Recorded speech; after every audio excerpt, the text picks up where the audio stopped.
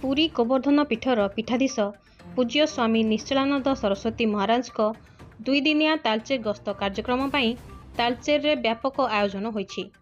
एथिपाई आदित्य बाहिनी आउ आनंद बाहिनी मोर्चार सदस्यों मनरे नाही नथिबा उत्साह देखिबाकू मिलिछि।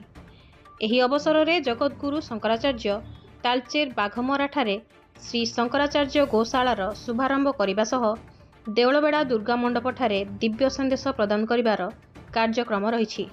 तालचेरवासी परम सौभाग्य पूर्वर स्थगित थिबा जगतगुरु शंकराचार्य पूज्य स्वामी निश्चलानंद सरस्वती महाभागर कार्यक्रम पुनश्च हिंदू नववर्ष आसंता मार्च 30 तारीख दिन हिंदू नववर्ष रे पूज्य स्वामी निश्चलानंद सरस्वती महाभाग तालचेर आसुचंती। अवसर रे पूज्य शंकराचार्य चिन्मय कर कमल रे श्री शंकराचार्य गौशाला मध्य लोकार्पण हम आम स्थानीय उपकंठ बाघमरा रे।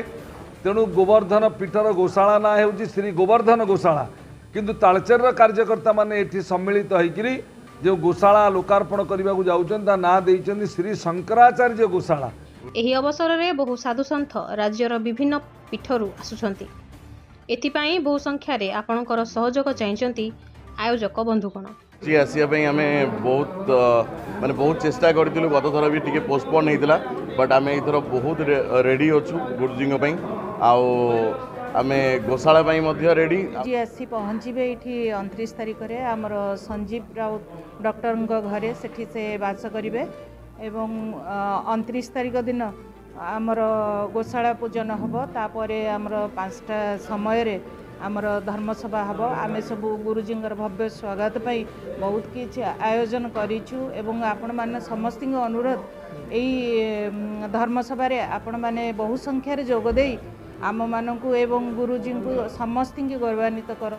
Bureau report, Odisha news services.